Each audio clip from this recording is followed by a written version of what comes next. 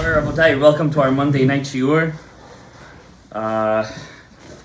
Tonight, our shiur is sponsored Leilu Nishmat Chayalei Israel that passed away on the war that's going on right now, and also all of Klal Yisrael that passed away during the Simchat Torah Tafshin Pei Dalet, and especially Ilan Eliyahu ben Marina Mazal, Ruach Hashem Tenichem Began Eden. Amen. And also the Hashem Sheyivarech Klal Yisrael that all the Shvuim, I like to call them Mitzotzot Dikdusha, that are in the hands of the Klipah should come back home, just as we saw, I think till now 40, 50 or something like that, that they already came. May all of them come home. Amen. And may this Ruach Shel Tshuva, this spirit of Tshuva that has been taking control of Klal Yisrael lately, that has been sweeping the nation, because really that's the nitzot, that's the deep inside every one of Am Yisrael. That's the nitzot that wants it. He wants to be Choser. He wants Hashem.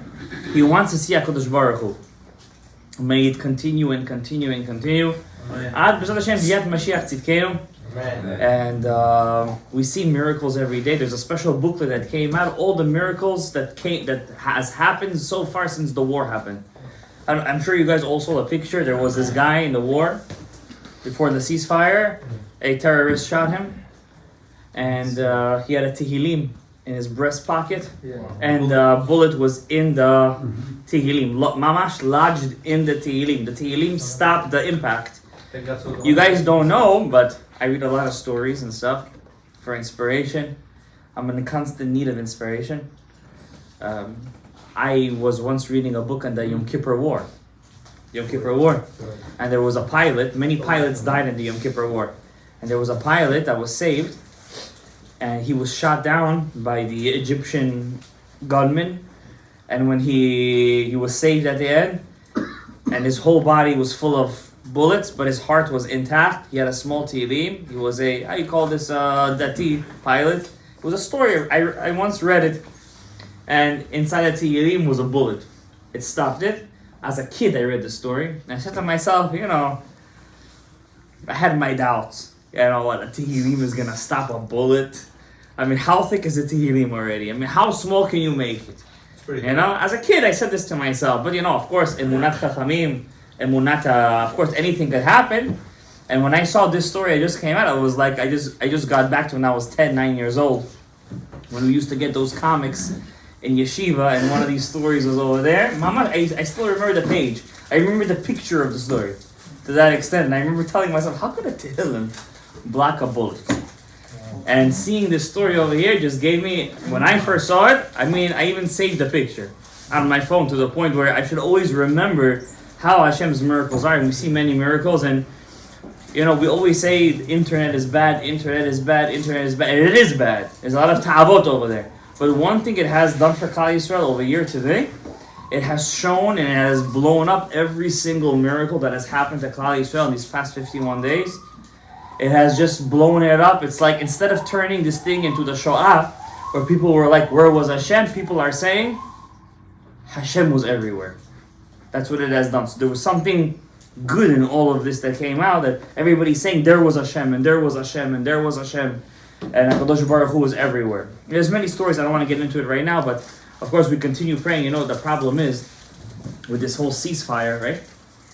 As last week's Parashat said, and everybody was saying that in the videos, that Lavan said to Yaakov, let's make a ceasefire, and the ceasefire was last week.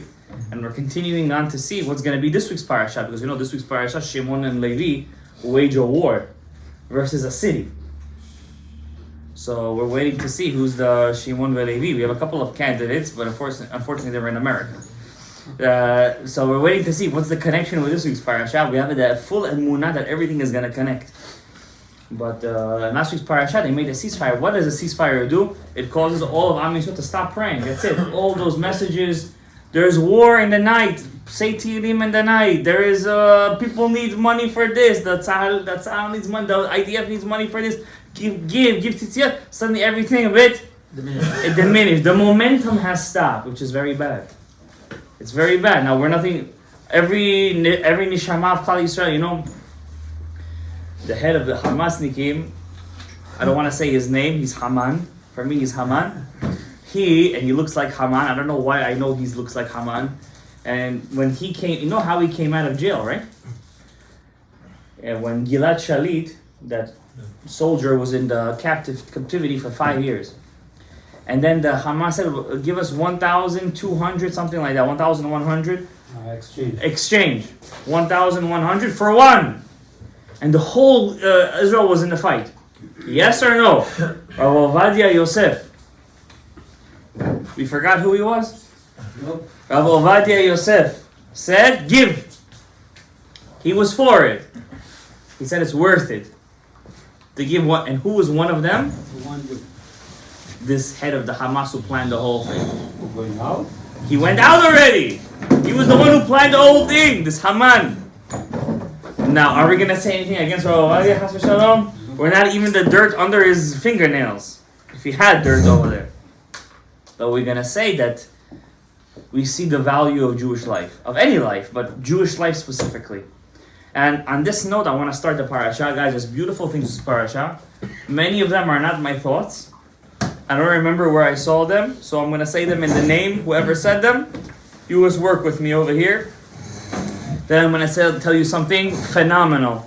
If you're still with me and you're not falling asleep by that time, from this book that I just got by a Yid, a very special Yid, called Chukei Chaim, a book that I was looking for a very long time. It was out of print for years. And it just came in print again, Chukei Chaim. This is by a big mikubal called Rabbi Vidal Koyinka. Rabbi Vidal Koyinka was a Jew from Greece, from Saloniki. Many people, nobody here heard of him, that's for sure. He sounds very much like Rabbi Chaim Vital. His name was Rabbi Vidal. Vidal in Greece means life. Also Vital in Italian also means life. That's why his name was Rabbi Chaim Vital. So it's the same meaning. Also Rabbi Vidal on the Magid Mishnah and the Rambam also, that means life. So that's why he named his book Chukei Chaim, the laws of life, because that's what it means in the tongue of Greece. So what he was, the Rosh Yeshivat Chesed El. Everyone knows that the Rashash, Rabbi Shalom Sharabi, started off in the Yeshiva Bet El in Yerushalayim. That was the Yeshiva of the Mekubalim. Everyone knows that.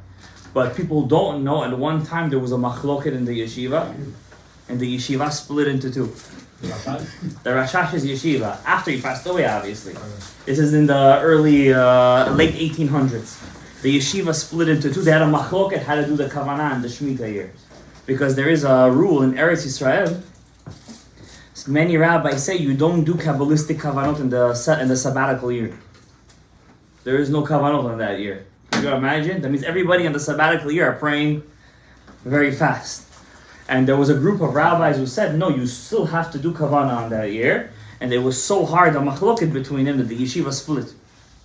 So there was Bet El in Yerushalayim, the heart of Yerushalayim. Then towards the western part of Yerushalayim, a new yeshiva opened up called Chesed El.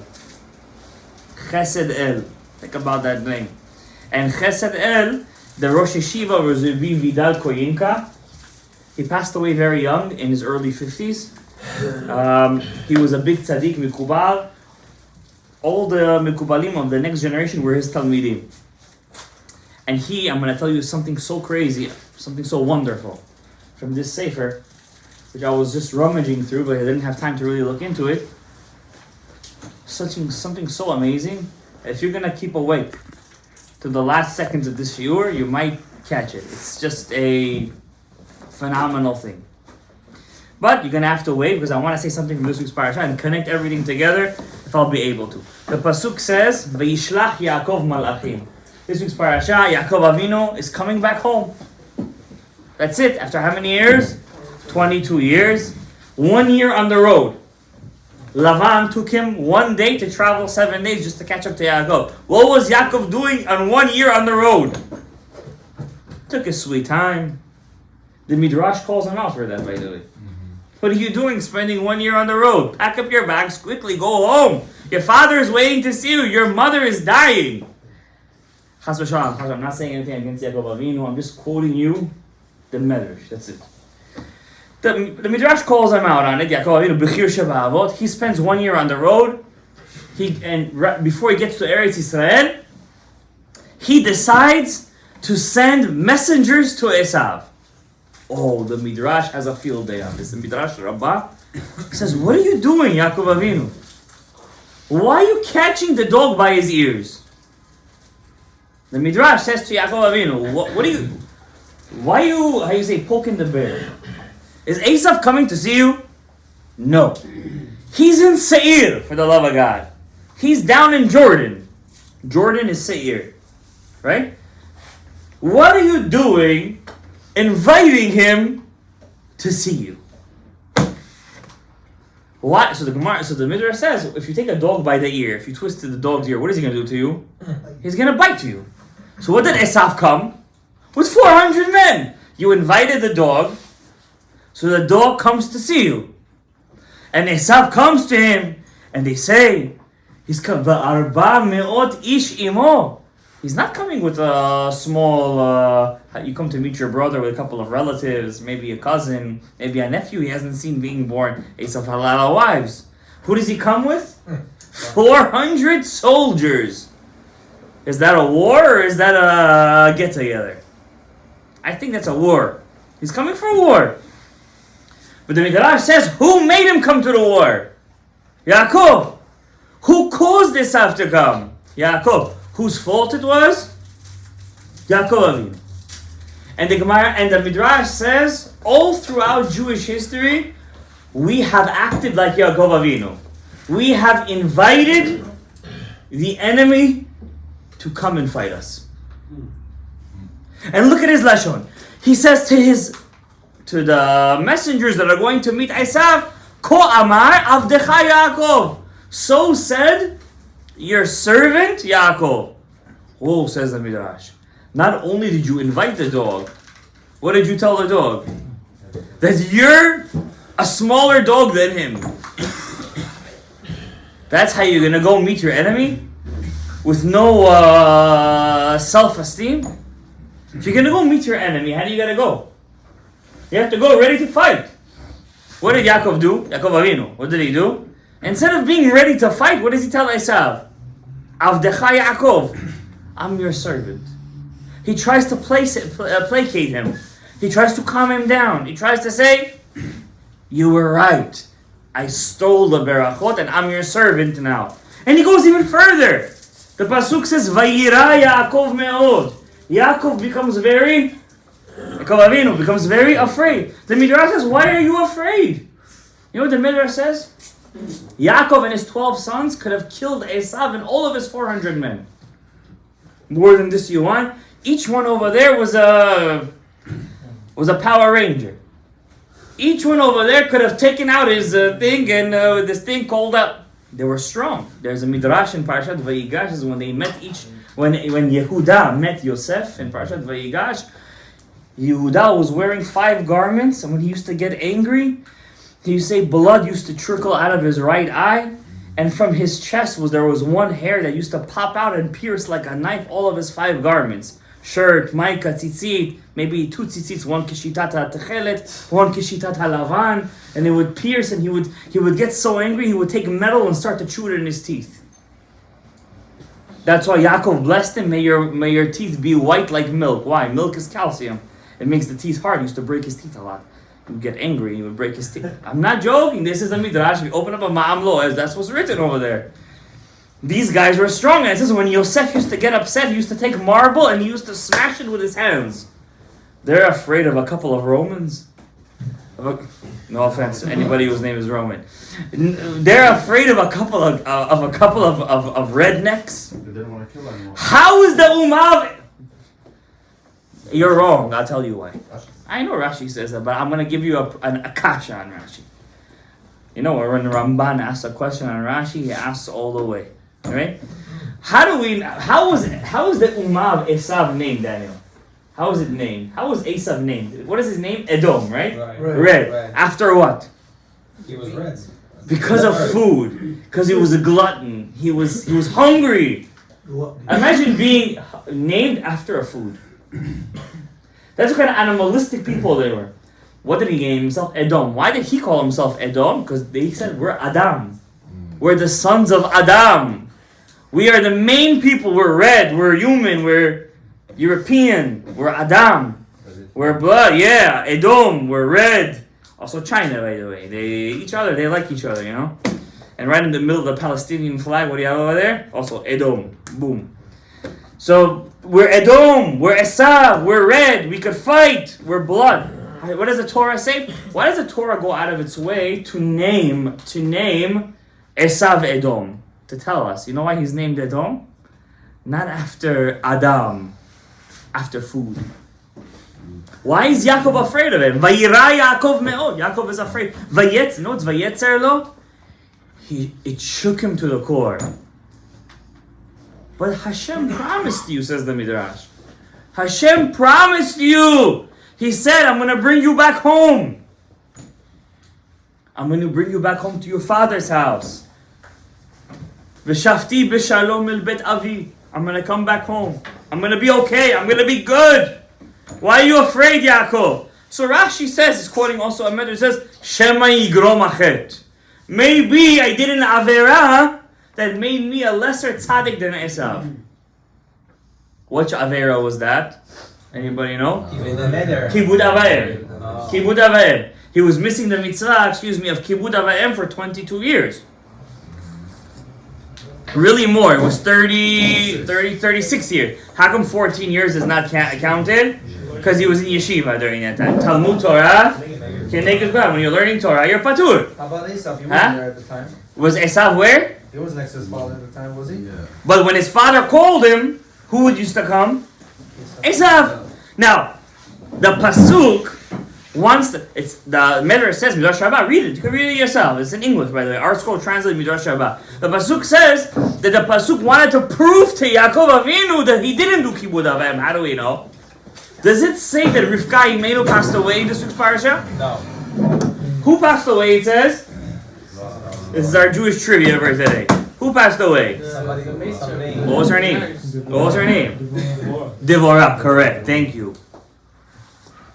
Why does it say that Devorah passed away? Not to put down Yaakov. How come you weren't there at the death of your mother? But also because not to say, the pasuk should say that who was the one taking care of her during the death? Esav. But how do you think Esav buried her? You think Esav was caring? He cared about her life insurance. You think Esav cared about his mother passing away? He cared about her life insurance. How much money is going to get out of the inheritance? What, these things aren't today? Oh, yeah. It's more common than you think. Unfortunately. So Esav, so the pasuk shouldn't put down Rivka and Yaakov. The pasuk doesn't want to mention that was really who passed away. Rivka was really didn't want to mention Rivka, so it said Devorah. But who really passed away? It was Rivka. They both passed away. And Yaakov, when he heard about it, what did Yaakov do? He named that place that he's found out Alon Bachut. Over there, I cried.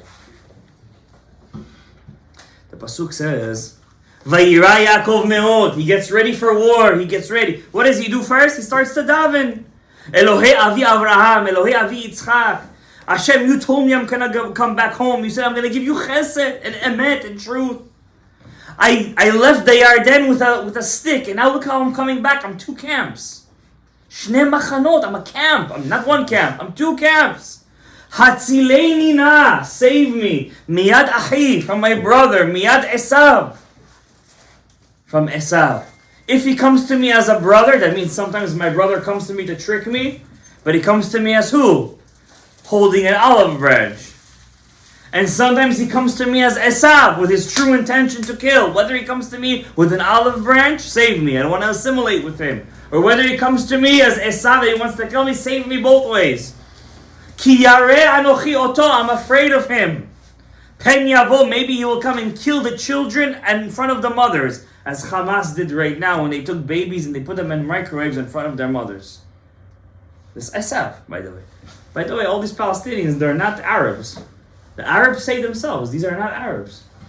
They say, if you listen to them, they're not Arabs. These are Edomim. They're Turkim. They're Ottomans. They're Greeks. They're not Arabs.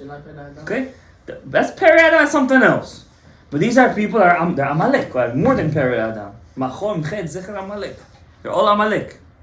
And you said, I'm going to make your nation Vayalen Sham Balayla. What does he do? Instead of going to face forward, instead of fighting the dog, you invited him. Now fight him. Instead of coming to him face to face, what does he do? He decides to send him a gift card. He sends him 20 sheep, 200 rams. He sends him 200 male rams. Whoa, you know what 200 male rams is? You know, kind of gimalim, 30 gimalim, 40 parim, bulls, atonot. He sends him a nice welcoming gift. He's supposed to welcome him, and he's sending him the gifts. Midrash says, what is he doing? Fight! No, Yaakov chooses the peace way. The high road. You call it the higher, but Hashem wasn't happy with him. Was he like flat? The Midrash, Hashem was not happy with him. I'm giving you so much power, fight him. Oh, that wasn't flattering? Who? Yeah. And he was flattering him too. Yeah, the Rasha. He was flattering the Rasha. And he says to him, when you meet my brother, what should you say? And this is the nail in the coffin. So said your servant Yaakov. Not only did you invite him, you gave him a gift card. You're afraid, and you even put yourself down and call him your master. Why you do that? And to make things worse, when he comes to him, what does he do? Bow. He bows down, not one time, 7 times. Wow. Now, I just want to tell you guys one thing. Says the Ramban, Nachmanides, all these things that Yaakov Avinu did set the stage of the Jewish DNA. How come every time the Jews are in a fight, instead of finishing the war, what do? Make peace. They make peace. Instead of finishing the job, they keep on sending gifts. More humanitarian aid. More gas into Gaza. That's just one example, but I could give you hundreds of examples. The Ramban said, and this is scary, but you can look at the Ramban in this week's Parashat. Who caused the Romans to destroy the Beit HaMikdash? Says the Ramban. You guys say like you're so sure, like you read the Ramban, and you read Josephus, and you read the Maccabean revolt. How do you know how it happened? How did it happen? How? You can say the Jews. Okay, it's easy to say the Jews. Obviously, that's where I'm going with. The Ramban said, who called the Romans into Eretz Israel? If I tell you the answer right now, I'm not sure you're going to want to light Hanukkah candles. The Jew himself. Oh, which one? Shmonians. The Chashmon, which one? Maccabim? Huh? They're called Maccabim, John. Which one? They're 5 brothers and 1 papa. Mattatyahu died on the first day, according to some opinions. No, he's good. Yehuda HaMaccabim. They were Kohanim, of course. Yehuda HaMaccabi wanted to scare away the Greeks. So he thought the best way to do that is to call a third party in, make a peace treaty with them, and they're gonna scare away the Greeks. And he said, who's the rising power today? He said, right across the Mediterranean, our neighbors. Who? Italianim, the Romans.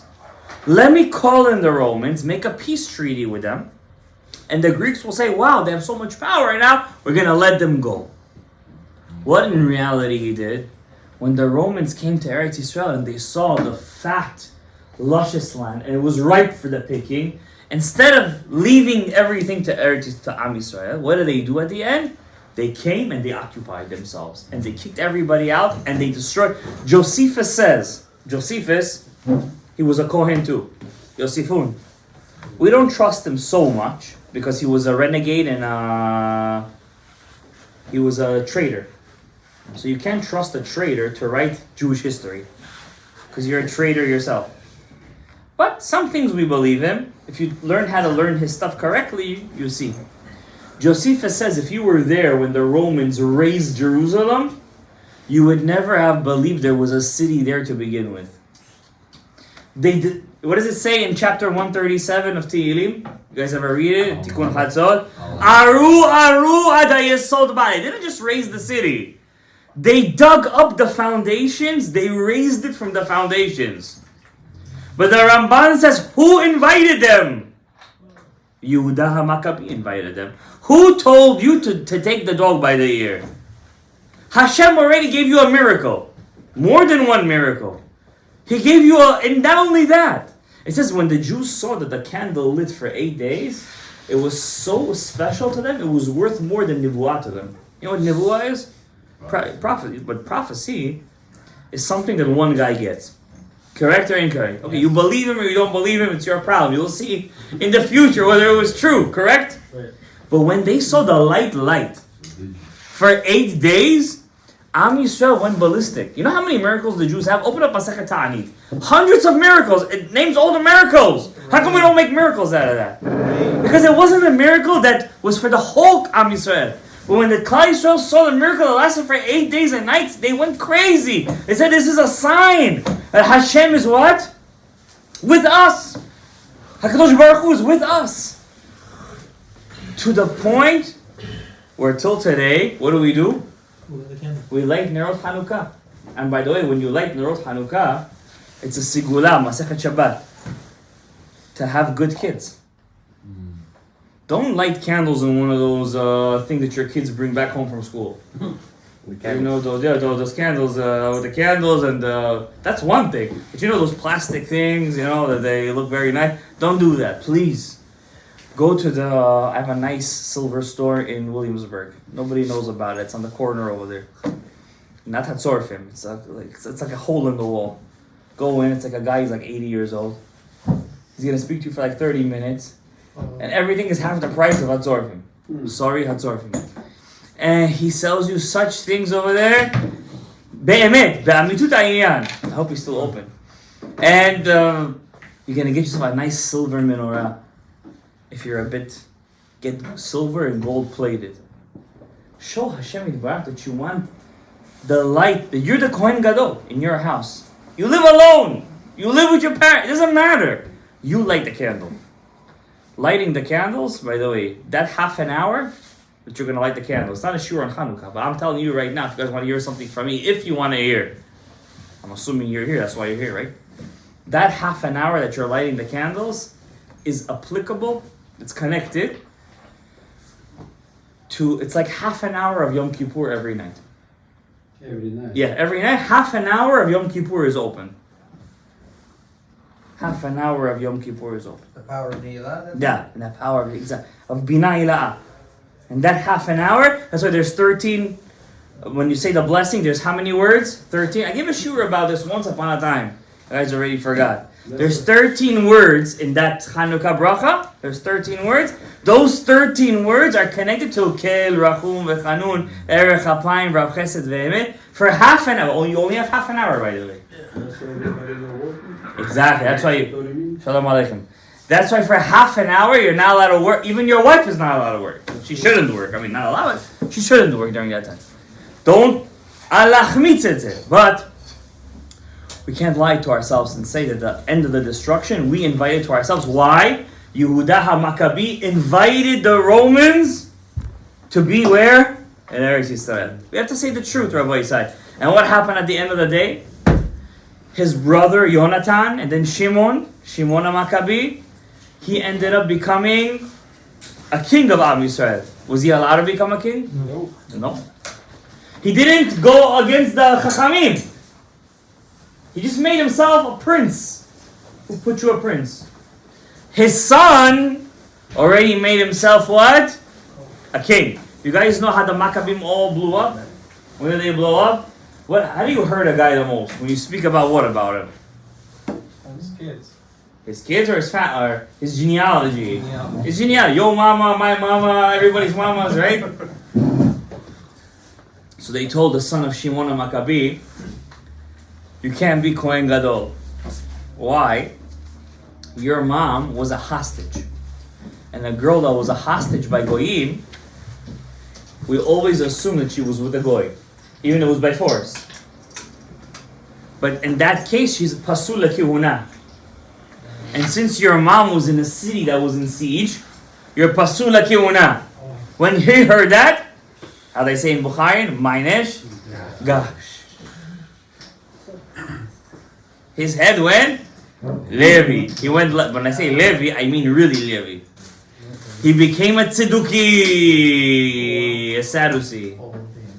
And he went against the Chachamim. They said in Yerushalayim you couldn't find a Chacham. There wasn't people who could say Nevarech Shacham Mishalom. You couldn't find a person that could say a Zimun. To that extent, they were against the Chachamim over there. Why? You touched my family genealogy and you became a Tzeduki.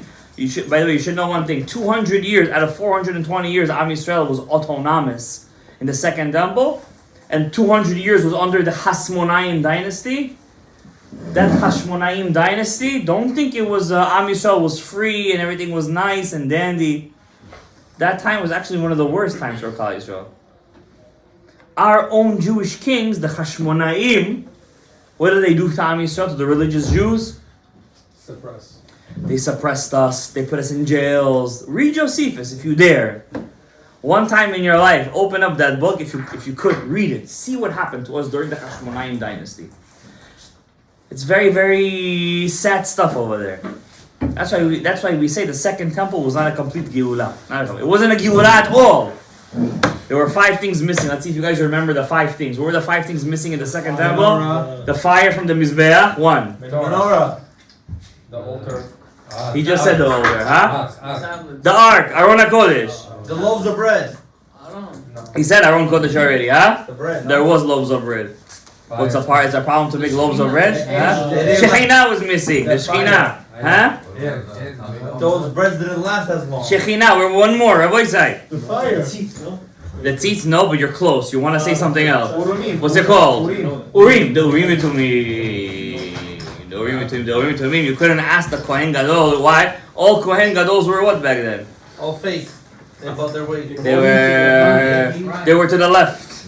Yes. They still were afraid of the Chachamim. They were afraid. Why? Most Jews are what? Give us cups of food. What are most of us? Israel. We're pro-rabbis.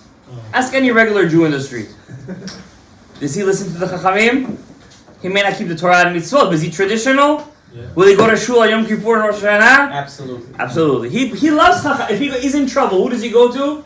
The Chacham. He goes to the Chacham. Most Jews love the Chachamim. It's the truth. Okay? The Erev Rav is a very small but rich part of us. That's the problem. They're very rich. Okay, we're getting into too much Hashmonaim over here. We spoke about Yaakov Avinu. Now I want to read one story from the Midrash. Again, you're going to like this story. So, at the end of the day, what was Yaakov Avinu's way of dealing with our enemies? Peaceful. Bow yourself down. Put your head down. You came late. You Arabic, please. Alright, but good to see you. Nice to see you. I saw you with the shtreimel. It was very nice. In the Gemara, the Midrash says, one time Rabbi Yehuda Hanasi, Rabbi Yehuda Hanasi was a Gilgul of Yaakov Avinu. He wanted to send a letter to Antoninus. Antoninus, the emperor of Rome, his good friend, the Roman emperor.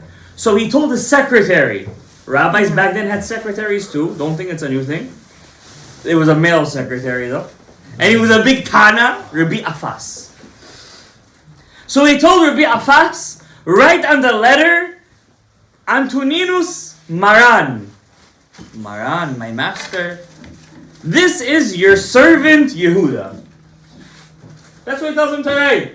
Rabbi Afas gets angry at his Rebbe Yehuda and he says, why are you inviting the Romans again? Not enough we have their trouble? Again you're calling them your master? So he wrote on the letter, from Yehuda Hanasi to the Emperor of Rome, Antoninus. That's the way it's supposed to be, right? From the Prime Minister to the President. Why are you calling yourself a servant? Yeah, Rabbi Yehuda Hanasi takes the letter and he rips it off. He says, Rebbe, why are you doing that? He said, didn't you learn the Parashat where Yaakov Avinu said to Antoninus, what did he say to him? Avdecha Yaakov, to Esau, I'm sorry, your servant Yaakov, just like my forefather Yaakov Avinu called himself a servant, so too I learned from my forefather when I'm dealing with the emperor of Rome, I have to call myself to him, what? Servant. A servant. At the end, the Midrash doesn't say, did he send the letter, did he not send the letter? But what do we see over here in the Midrash? There are two ways of looking at what? At the way how to deal with goyim. One way is, if the goy slaps you, turn your other cheek, let him give you another slap. Another way is, if the goy punches you, give him 2 punches back. It's 2 ways. Where do we see the second way in our parasha? It's a machloket. Yaakov Avinu takes the slap me here, slap me there, as long as peace. Who's the second opinion? Prepared to war. Yeah, it was prepared to war after he bowed down 7 times. Shimon and Levi, thank you very much. After dinner. What does the parasha say? Yaakov Avinu comes in, and this is very big. Just want to let you know. I'm going to tell you a chidush now. I'm sure you guys heard this here and there, but I'm going to put it into perspective. But I'm going to put it into real perspective. Yaakov Avinu comes in, he gets to Shechem, he buys the land. He doesn't say it's mine. He doesn't say Hashem promised me it's mine. And trust me, back then, the Goyim would have trusted that he was a Navi. Trust me.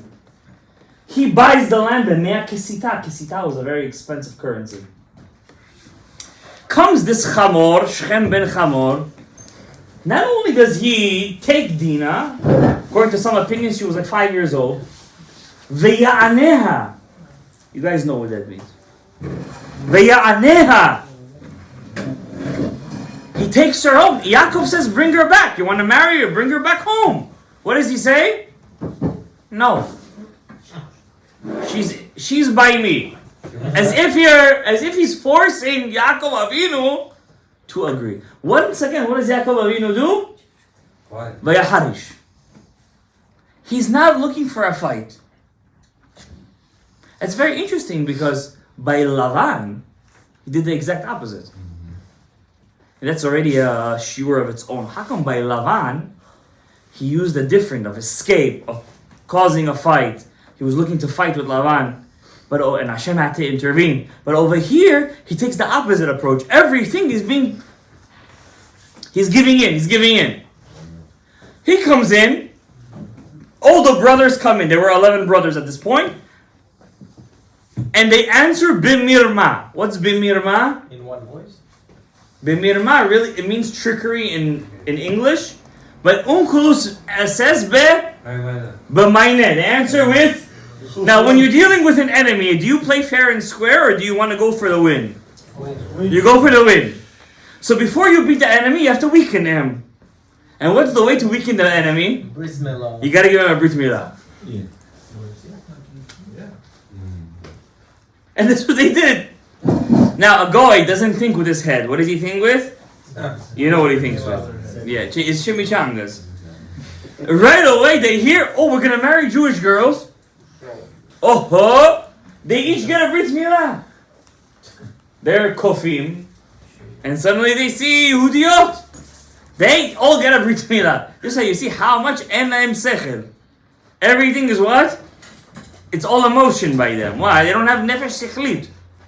Do you imagine a whole city getting Brit Milahs just at the prospect of marrying a Jewish woman? Being with her. Forget about Being with her, yeah. And her brothers from 2 sides, Shimon and Levi, they decide, we're going to do some revenge. Yaakov Avinu, it's very nice your way of peace, but we decide, if the goy gives us a punch, you have to do 2 punches back. Vayavo ala'ir betach. That's what Pasuk says. You know what betach means? For sure.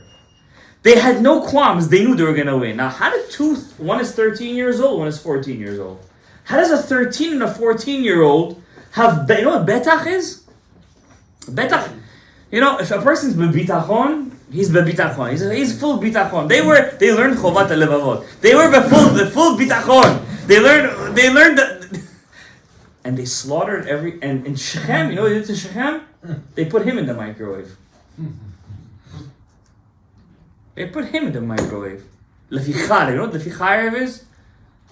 See, this is the tip. Lefichar, they did it. What was Yaakov Avinu's answer to them? To what they did? What did you do to me? How could you allow such a thing to happen? Don't you know that I'm two small camps over here? You're fighting a war against 7 empires? What did they answer to Yaakov? Hakizona yaseh et achoteinu. Where is your gava, Abba? Where is your gava Eloki? Where is your emunah? That's what they answered to Yaakov. Where is your emunah and Hashem's promise to you? Midrash says. The Ramban takes a side. Ramban with a nun. Who was right over here? Says the Ramban. Shimon veLevi or Yaakov? Don't be too fast to answer this question.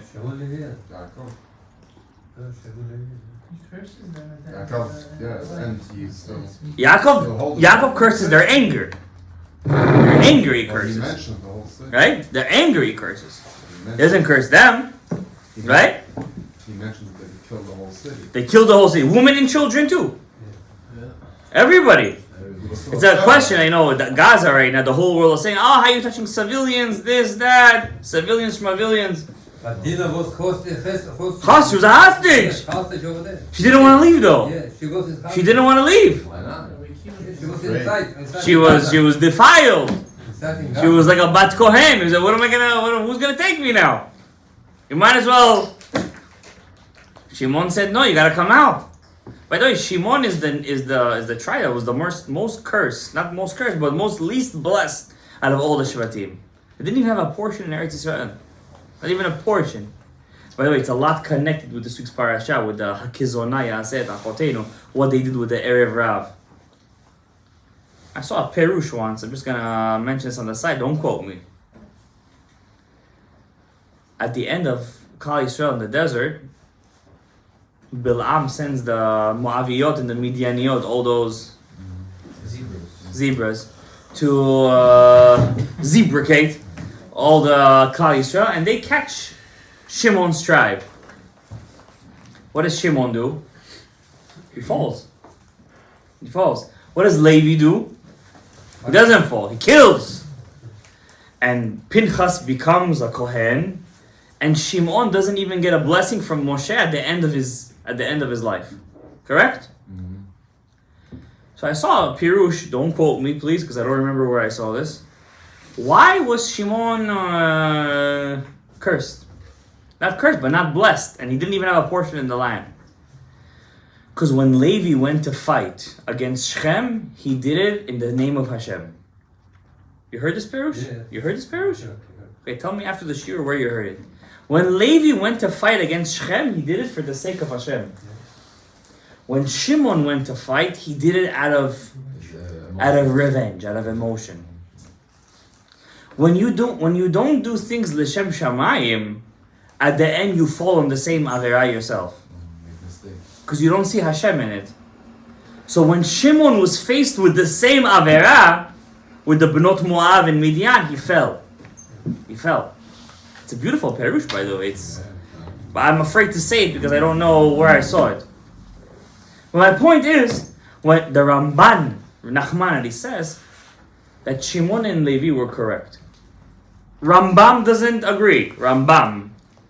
Maimonides doesn't agree. Nachmanides agrees with Shimon and Levi. Halachically, he says they were correct. They were correct. Why? There are 7 mitzvot b'nei Noach. What is one of the mitzvot? Dalet. Dinim. What's dinim? Law and order. When Shechem violated Dinah, what was they supposed to do to Shechem? Kill him. What did they all do instead? They took his side. So what does that mean? They're all accomplices. So when Gaza, they vote for Hamas, what are they all? They're all accomplices. Halachically, what would Shimon and Levi do? Hakizona yaseh et achoteinu. Correct or incorrect? And what does Hashem do for Shimon and Levi? What does he do for them? Vayehi chitat Elokim. God puts a kind of a protection on them, but a fear on all the nations, 7 empires against 2. There were not even 70 people at that time. Shnei Machon, maybe there were 50 people. Vayehi chitat Elokim velo ratfu acharei bnei Yaakov. They didn't fight against bnei Yaakov. That's the fight between them. Now I want to get to the next point. This is what I said. We're going to get to the last point. We have 5 minutes. At the end of Parashat Vayechi, Yaakov says to Yosef, so what I want to tell you, there's two ways of dealing with the goy. What's one way? Yaakov's way, and Shimon and Levi's way. Rambam versus Ramban. Okay, it's two ways. So when you see the other people going this way, give him kav zechut. Oh, he's going to like the Rambam. And when they go this way, oh, you're going like the Ramban. There's a kav zechut over here, right? There's many people that are fighting over it. Should you release the hostages? Should you not release the hostages? There is a fight going on over there. A lot of people are saying, you're not allowed to. You're basically letting a whole country go just because. And some people say, what do you mean? If Rav Ovadia Yosef, one Jewish life is worth 1,200 of these hayot. Of course you could release for 3, right? 1 for 3. Anyways, it's machloket going on. But in that machloket, you could find the kav zechut. That's what I'm trying to say to you over here. And also you see the machloket between Rabbi Yehuda Nasi and his secretary, Rabbi Afas. What, should you talk to the emperor of Rome, I'm your servant Yehuda? No, have gava.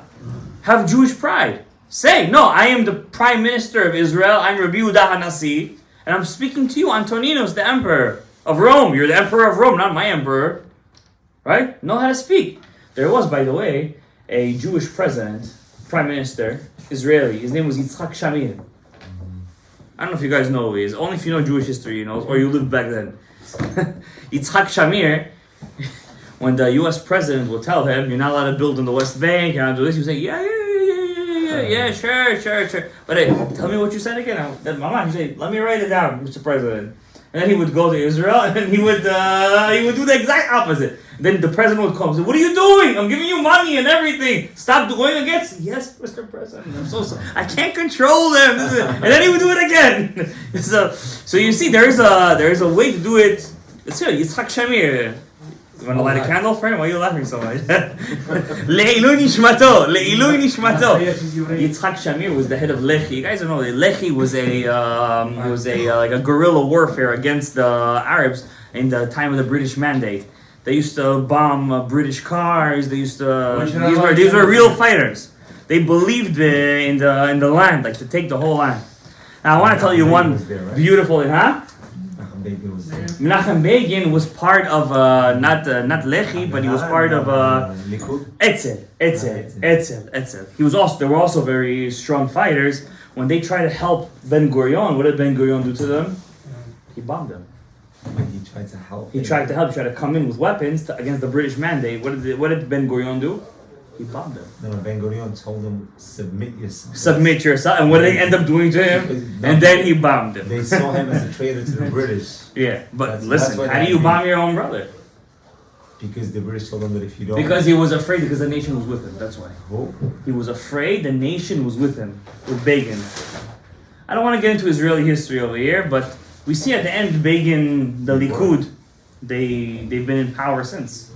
Almost since, right? Anyways, so it's a discussion for a different time, right? For modern state Israeli history. Okay. I want to tell you one thing from the Parashat, and we're going to end with this. 2 more minutes, give me guys, okay?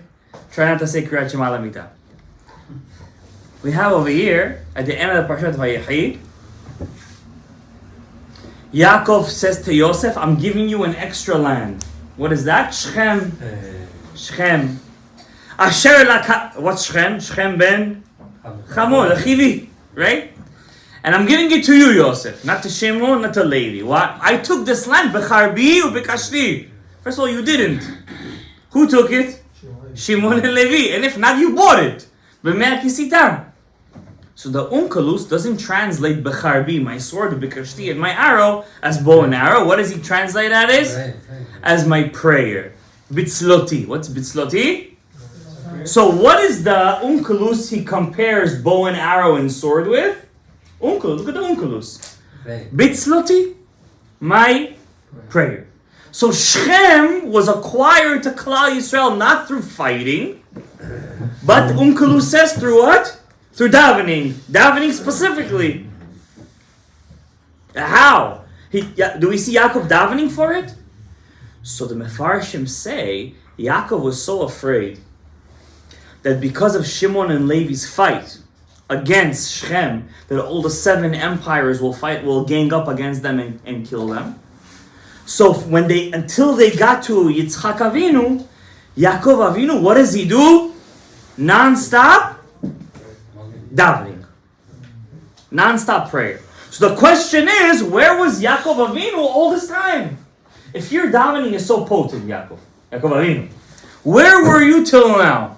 Why didn't you daven this shouldn't happen? Why didn't you daven it should be Shalom? Why didn't you daven that it shouldn't Shalom violate your daughter? Why didn't you daven that Shimon and Levi would calm down? Why did you wait till now to daven? First of all, there's the pshat answer. We don't daven until when? It's too late. Until it's too late. That's the pshat answer. People usually start to pray when we are in trouble. Correct or incorrect? That's what Rabbi Chia said in the Gemara to his wife. He wasn't a rich guy. He says, give tzedakah now, so your kids won't have to give tzedakah, won't have to ask for tzedakah later. That's what the Gemara says. So give now, so in the future they won't have to ask for it.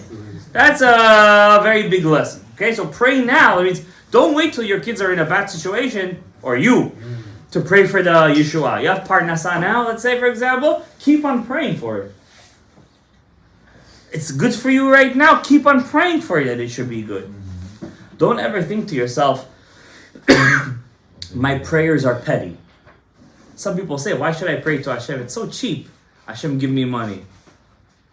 Every time you get money, it's like Kriyat Yamsuf. Don't ask me, ask Gemara Masechet Sotah, the first page, right? First or second page of it. Two things are as big as opening the sea. Money and marriage. Right? One guy comes to the rabbi. It doesn't say children over there. One guy comes to the rabbi. First of all, once you get married, you're olam haba. What? Once you get married, you have olam haba. Olam haba. Tchias HaMesim. Raising up from the dead. Ready? Pru Revu. You're not with me, okay. You're with me? Yes. Are you sure? You have olam haba? What do you mean? No, you're good. Don't say that. You're good. Doesn't matter if you have a boy and girl. As long as you got married, even once, even if you're divorced, you have olam haba. Yes. Oh, you're good. Okay. Olam haba, you have to try. You have to try your best. Sometimes it doesn't work. What could you do? But it says when a person gets married, he's zocheh olam haba. Now, this one guy comes to the rabbi and he says, "How come you don't do enough for me?" What is this, black magic over here? Right? Like one guy said, you gotta take the hair of the girl, put it inside the ground, you gotta put it in the birds. What are you gonna make her crazy after you? What is this for you, black magic? Person wants to get married, he has to do avodah. I heard a sigula from a very big rav. I think it's a true sigula. It's not taking water and saying Pirkei Tehillim on it and washing your face with it. There's a sigula like that too, I'll be honest with you. It's actually a very famous one. I used to do it myself when I was single. It's not going to the water and saying the 12 Nisi'im in Parashat Naso. There's a sigula like that too from Nahum Press. It's not, buying a wedding suit. It's not buying a talit for under. It's no. If you pick a Musar book, Misirat Yesharim, Chovat HaLevavot, Hamaspik Lovdei Hashem, Nefesh HaChaim, some Musar book, a real Musar, or Chot Tzadikim. And they're all in English, by the way. All these books are in English. And you say, Hashem, I will learn this book, and Zot Hashem, I'm not going to change my character, but it's impossible when you finish, when you learn these books, by the time you finish them, you don't change your character, then you're not from this world. Then you belong in Gaza. You're an animal. Then if you learn these Sfarim, and you don't change, you don't belong here. These books have to change you. They just change. By learning them, they did Shari Tshuva of Rabbeinu Yonah. If you say, Hashem Yitbarach, I take these books. Let's say my favorite Musar book is a Maspik Lo of the Hashem Rabbeinu Avraham ben Arambam. I teach it in yeshiva, I teach it in my class. I love the Sefer. It speaks to me. Some people love Chovat HaLevavot. I say, Hashem Yitbarach, I'm taking upon myself every day to learn Chovat HaLevavot. By the time I finish this book, you give me a bat zug. I will I will do Kriyat Yam Suf to myself. You open me Kriyat Yam. Because to be married, you have to change. I'm not giving you a lesson on marriage. That's already Tuesday night. I'm not gonna lie to you and tell you I'm a master in Shalom Bayit. I'm not. It's not my. How you say? You gotta stay in your lane. It's not my lane. But I'll tell you, one thing I can tell you: if you're not gonna be willing to change, you're not gonna stay married. You're not gonna stay. So if you tell Hashem, I'm gonna learn this Musar book, and we all learn Musar books, and by the time and Hashem, you help me, I finish this Musar book, and you give me my living Musar book. What's a wife? She's a living Musar book. But this one actually talks to you like an AI. You don't do good like this, you don't do good like that, change the way you look, take a shave, lose some weight, I don't know, stop sleeping in. No, if he tells you grow some hair, that's already too much.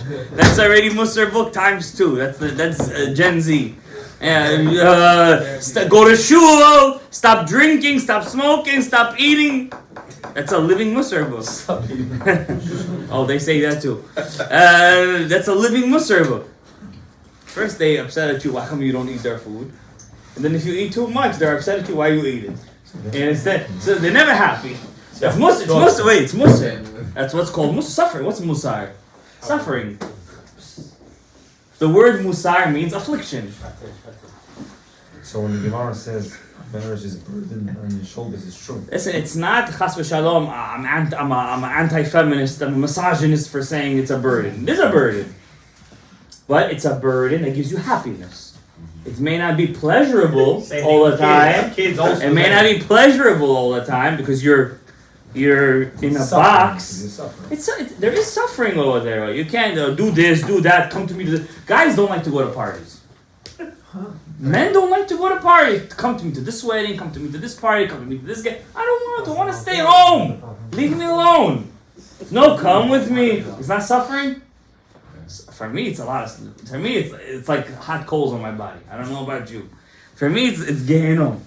You know, Rav Vidal Koyinka says over here, a Talmid Chacham. I'm not saying I'm a Talmid Chacham. If you take away from his Torah, if you take away from his learning, if you tell him to go shopping, for him it's Gehenom. That's what he says over here in Chukei Hayim, and it's true. You tell him to go shopping, it's Gehenom, and it is. There was one Rebbe I used to learn by. I don't want to start. It's not my lane, but I'm just telling you one thing. There was a Rebbe I used to learn with. I'm not gonna say his name. He's in Tzfat now. Okay, he used to tell me. I used to learn by him. He was in Williamsburg. He used to tell me that his wife always used to tell him to go shopping. Okay, he had like 9 kids. Who's gonna take care of it? Who's gonna go shopping? He obviously has to go shopping. So he asked his Rebbe, listen, it's for me. I can't stop learning Torah. And it makes me crazy to go, man, I can't tell her that. What am I, crazy? So his Rebbe told him, start doing brachot b'kavanot harashash. He tells him, don't quote me on this. If it's possible to erase this part, erase it. He said, start, when you say blessings on food, do kavanot harashash, he tells him. You're going to see that the kavanah you put over there is enough avodah in your life, and she's going to find a way to figure it out. She's going to leave you alone. He said, I did it. 1 day, 2 day, 3 weeks, 4. It didn't work right away. After 4 or 5 months, he started to see. She used to ask him every other week, once a month, and he looked at me. Hashem Kol Tov. He's like 70 years old. He's telling me this, and now everything is good. When you ask for it, what do you say? Huh? Kavanot harashash. No, this is already far from us. But I'm just letting you know that if you ask avodah from Hashem and you're genuine, He's not going to make you avodah to do it and anything else. I'm not saying don't do shopping for your wife. For him, it was suffering. For that guy, it was suffering. For me, for all of us, we have to do it. This is what it means. What else are we going to do? I'm just letting you know that it's suffering that brings to happiness. It's happiness. What do we look for these days? For pleasure. Instant pleasure. If you're looking for instant pleasure, your marriage is going where? I don't want to say. If you're looking for pleasure, you're done. Because it's not pleasure, but it's happiness. It's happiness. I'm not saying it's all the Chachamim say. Maybe I said it in a very comical way. Marriage is happiness. It's not pleasure. You know what pleasure is? On Shabbat. Pleasure is on B'Shabbat. Pleasure is b'Shabbat. You come home. Am I right or wrong? Chacham, am I right or wrong? Yes or no? Just say I'm right. Yes. Thank you. So, you come home Shabbat, you go to shul. It's so calming on Shabbat that you fall asleep in the middle of the drasha. You know, you ever see those guys? The rabbi's giving the speech at Shabbat. It's a 10-minute speech. He's sleeping over there. He feels so. You know why he sleeps? He's so calm. After working all week, and we really do work, he finally could fall asleep. And the most pure lullaby is the drasha of the Chacham. Yes or no? When I see those people, I say, I love those guys, you know, because they have to sit right in front of you, by the way. And they're sitting in front of you, they just fall asleep during your drasha, and because they're calm. In their neshama, they're calm. Shabbat is calming, you know? And even though the kids are all home, you sit down at a table, and you're slowly, Shalom Aleichem. You know, you're not eating like you're in some kind of race to go somewhere, you know? Sometimes, you know, especially when you have a lot of kids, you're eating like you're in a race.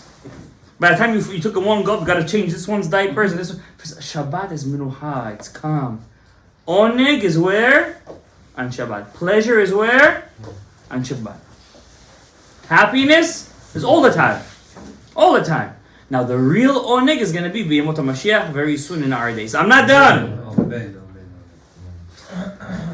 I have to do this. 1 second. There's five more seconds, guys. I'm so sorry, I know. I'm really over time, but just bear with me, okay? But it's your olam haba, okay? And mine too. Says, so Yaakov Avinu was davening for Shechem. He was davening for Shechem. Yes or no? Yes. Hope my wife doesn't listen to this shiur.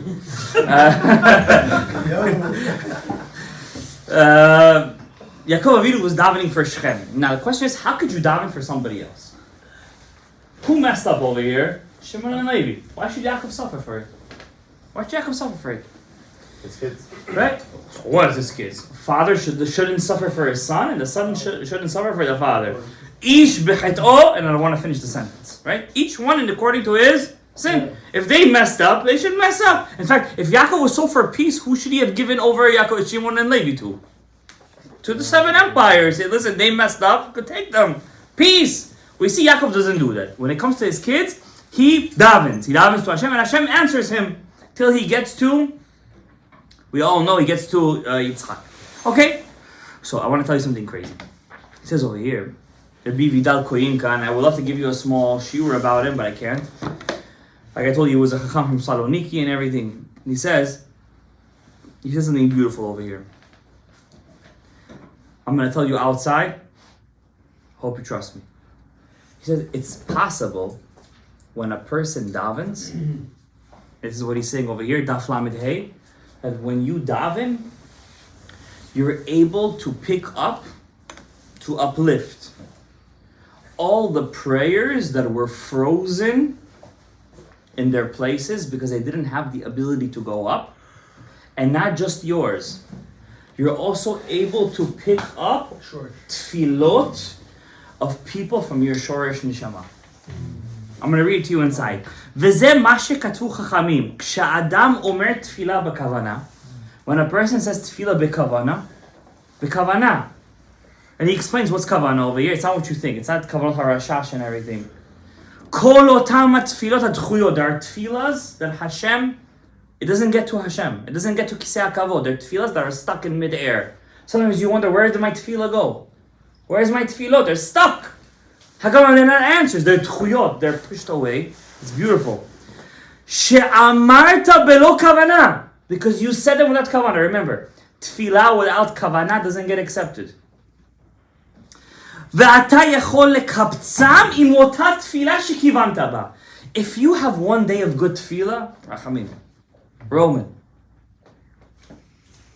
you have one good day, and you mamash daven bekavana. When I say kavana, becheshek. That's what he writes. What does cheshek is?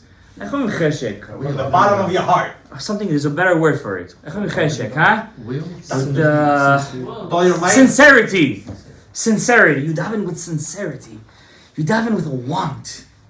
Desire. You know? Desire. Sometimes you have those days, right? You just come to tefillah, shacharit, it's iffy, but sometimes mincha and marv. Aravit also, it's iffy, sometimes in mincha, but it could be shacharit once in a while, it happens. 6:30, it's a problem, right? But if you come to 8:30, you should be more b'cheshek, right? Sometimes you come to tefillah, you're b'cheshek. You come to the shul and suddenly you're with a smile. You start off the day with 7 hakafot, as the Ariyah Kadosh says. You put on your talis of tefillah, you say every word of korbanot.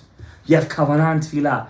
That tefillah can pick up thousands of your tefillot that weren't able to go up till now, and suddenly the bakasha that you've been asking for years will come true.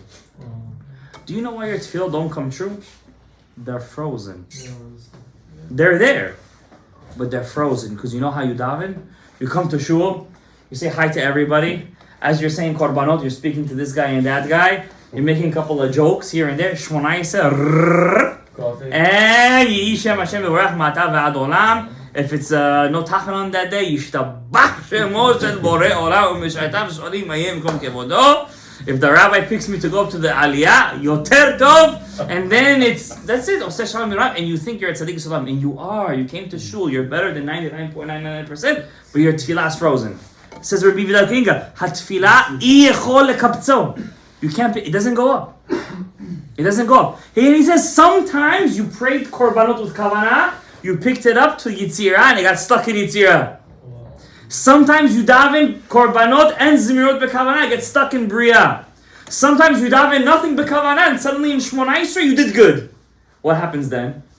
Sometimes you got the tefillah up to Atzilut, to Shmona Esrei, and it got stuck. And now suddenly today you daven Shmona Esrei with kavanah, you're able to take all those ones that are stuck in Shmona Esrei and pick them up. He writes over here. Things, Devarim Kedorbanot over here.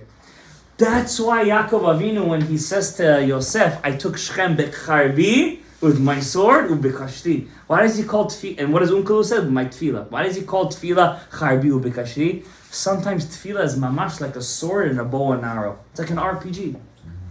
You have suddenly thousands of tefillot that are waiting to go up. What does it need? A little boost. It needs a bow and arrow. Sometimes that day your Shmona Esrei can pick everything up. Who didn't allow all the nations to devour Yaakov Avinu? Yaakov Avinu's tefillah. Yeah, he was a pacifist. The Midrash calls him out on it. But he saved his family. Becharbi ubekashti. It wasn't Shimon and Levi's tefillah. Shimon and Levi's tefillah, it doesn't say that they were davening. Who was davening? Yaakov Avinu was davening. Becharbi ubekashti. Betzlo. What's betzlo? With davening. You're asking Hashem for your wife. You're asking Hashem for parnasah. You're asking Hashem, Poteach et yadecha o mozbeh loch chai ratzon. When is all that gonna happen? When you daven when? Say the words. You're looking at me like you're frozen. You're also frozen in place? Where are you? In Asiyah, Biriyah, Yitzirah, Atzilut, where are you? Bekavanah you have to daven! Now, you guys sitting over here, how do you guys daven bekavanah? How? All those kavanot that you guys heard in these shiurim, if you heard them, you gotta do them. Arba mitot bedin, you heard it? It was meant for you, you gotta do it. You heard rapach nitzotzot? You gotta do it. You heard, you better hear it. You heard El nekamot Hashem, El nekamot Afiyah? You gotta do it. Hashem melech, Hashem malach, all these are small kavanot.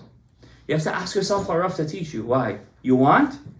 You need a sword and a bow and arrow. Until Yaakov didn't use his, it didn't happen. He didn't get Shechem.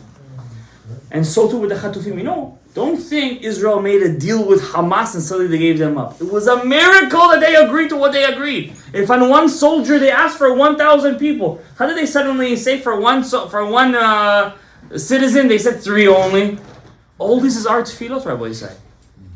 And we could have done it stronger. We could have done it better. We have to continue. Guys, don't give up hope. I'm going to end with this. There is a Kabbalah from the Shomer Emunim, Rabbi Aaron Rata. He says that the first Mashiach was not David HaMelech. Mashiach, it was who? Shaul, before him. He was one of the Shoftim. Shimshon. He was a Nazir, he was the Keter. What's a Nazir's hair? He's Keter. Who was his fight against? Pelishtim. Where did he die? In Gaza, not Gaza, in Gaza. Ki Aza, Kin'a, Kish'ol Kin'a, Rishafer, Rishve'esh, Shalhevet Yawis, En She'eshinim. What's Az? Have Az Kinamer. And where is it gonna all end? There. In Gaza. In Gaza. Over there, our Keter fell. Shimshon fell in Gaza. Over there, we're gonna get. Rav Aaron Rata says this. Over there, we're gonna. I heard from someone. And over there, we're gonna get our Keter back. So B'ezrat Hashem Yitbarach, we be zochet to get our Keter back, our Yechida back. We zochet leChanukah Sameach, v'zeh lebracha, revachah, tzara, yeshuot, parnasa, refuah, zivugim agונים. לנצח את כל הערבים, לנצח את כל החמאסניקים, שלא יישמע השוד ושבר וחמאס בארצכם, וכן צבנו, אמן.